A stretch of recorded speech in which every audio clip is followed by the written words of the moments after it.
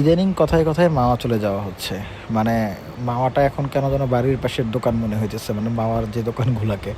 কারণ হচ্ছে লাস্ট ৩ সপ্তাহে ৩ দিন হচ্ছে মাওয়া গেছি ইলিশ খাইতে। যদিও বিভিন্ন সময় বিভিন্ন মানুষের সাথে যাওয়া পড়ছে, কলিগদের সাথে, অফিসের বা তারপরে ফ্রেন্ডদের সাথে সব মিলিয়ে ঝিলিয়ে অনেকের সাথেই হচ্ছে মাওয়া গেছি। তো মাওয়া গেলে তো ম্যাক্সিমাম টাইমে এই যে পদ্মাবাড়ি রেস্টুরেন্ট যেটা আছে না, এইখানেই হচ্ছে গিয়ে ইলিশ মাছটা খাই। একটা হচ্ছে গিয়ে মাওয়াতে ঢোকার আগেই যেখানে হচ্ছে গাড়ি নিয়ে আসলে যে টোলটা দিতে হয় বা হচ্ছে একটা টাকা দিতে হয়, সেইখানে যে কিছু রেস্টুরেন্ট আছে, আমি ওই রেস্টুরেন্টগুলোতে খুব একটা খাই না। ভিতরের দিকে এসে যে নদীর পাড়ে যে দোকানগুলো আছে, এই দোকানগুলোতে খাই। তার মধ্যে পদ্মাবাড়ি রেস্টুরেন্টটা অন্যরকম বা অন্যতম একটা ভালো, আমি এখানকার ভালো মাছ পেয়েছি বা এখানে আমি প্রায় আসি। তো গতবার হচ্ছে গিয়ে চলে গেলাম তো এখানে মাছ কেনার জন্য। তো আমি মাছ দামাদামি করার আগে দেখি অনেকেই মাছ দামাদামি করতেছে।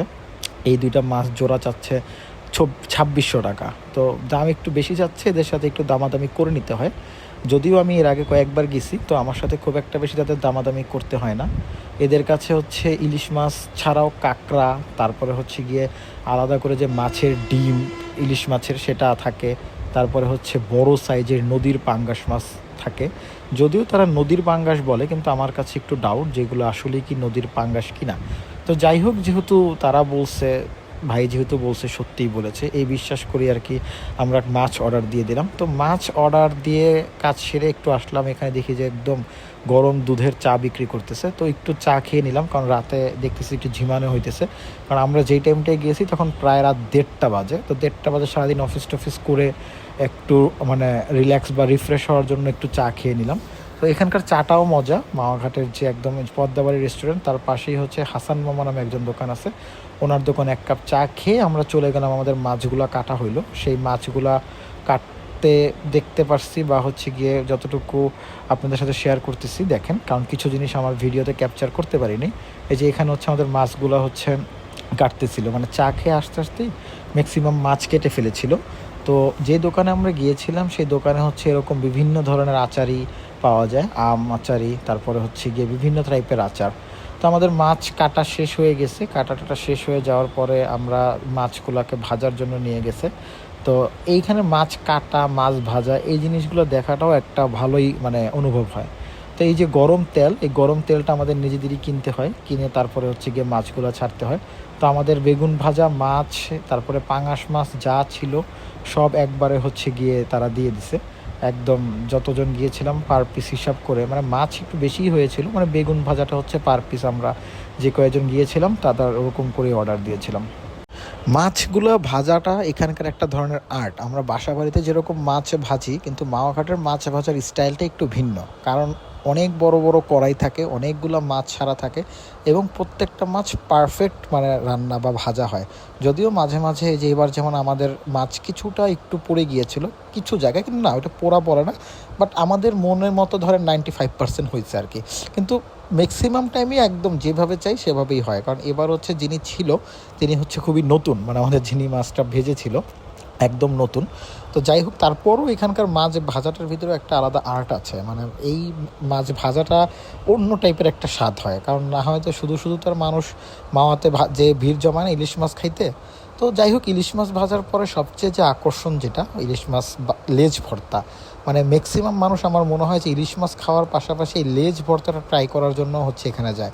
তো ইলিশ মাছ ভর্তা করার জন্য হচ্ছে বিভিন্ন ধরনের জিনিস, এই যে কাঁচা মরিচ, তারপরে হচ্ছে শুকনা মরিচ, যেটা তেলে মাছটা ভাজা হয়েছে সেখান থেকে কিছুটা তেল, প্লাস তাদের আরও কিছু সিক্রেট মশলা, এই সব কিছুর কম্বিনেশনেই হচ্ছে মাছের লেজ ভর্তাটা করা হয়। আর সবচেয়ে ইন্টারেস্টিং ব্যাপারটা, তারা খুব সূক্ষ্মভাবে এই মাছের লেজ ভর্তাগুলা মানে বানায়, আর হচ্ছে খুব সূক্ষ্মভাবে একদম কাঁটাগুলো তুলে ফেলে, মানে একদম ১০০টার মধ্যে ৯০টা কাঁটা এখান থেকে তোলা হয়ে যায়। বিশেষ করে যে বড় কাঁটাগুলো যেগুলো থাকে, সেই কাঁটাগুলো তো একদমই থাকে না।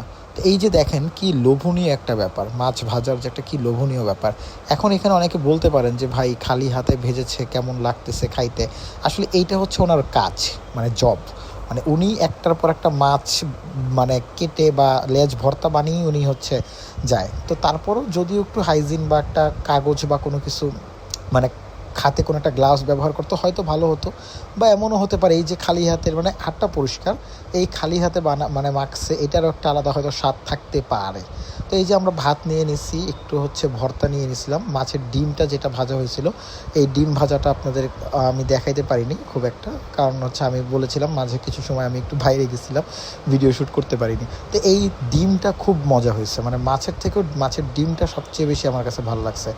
যদিও আমরা হচ্ছে ইলিশ মাছ, ডিমওয়ালা ইলিশ মাছ কিনি না, কারণ ডিমওয়ালা ইলিশ মাছে একটু স্বাদ কম থাকে, যদিও আমি খুব একটা বেশি এর তফাৎটা পাই না, কিন্তু অনেকেই পায়।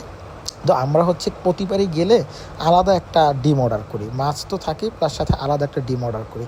আর এদের সবচেয়ে মজার হচ্ছে গিয়ে অন্যতম আর একটা মজার জিনিস হচ্ছে গিয়ে সালাদটা, মানে একটা হচ্ছে পেঁয়াজের সালাদ, একটা হচ্ছে শসা টমেটো দিয়ে একটা সালাদ করে, একটু টক দেয়, একদম অমায়িক একটা জিনিস লাগে খাইতে, মানে মনে হয় যে একদম খুব মজাদার একটা জিনিস।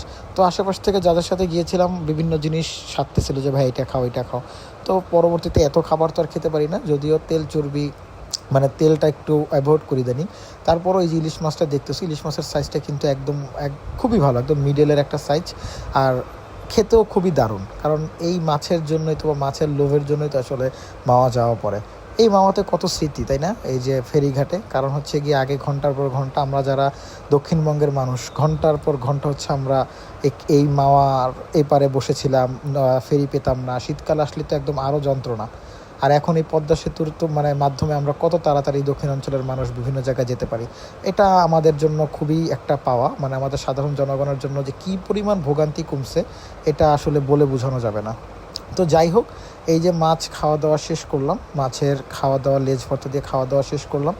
আজকের ভিডিওটা আর বেশি বড় করব না, আজকে এইখানেই বিদায় নিচ্ছি। আর হ্যাঁ, ভিডিওর শেষে নদীর পাড়ে বেশি একটু গান বাজনা করলাম, এটাই আপনাদের সাথে দেখাচ্ছি। আল্লাহ হাফেজ, ভালো থাকবেন যে যেখান থেকে আছেন, আর অবশ্যই ভালো লাগলে সাবস্ক্রাইব করবেন। আল্লাহ হাফেজ।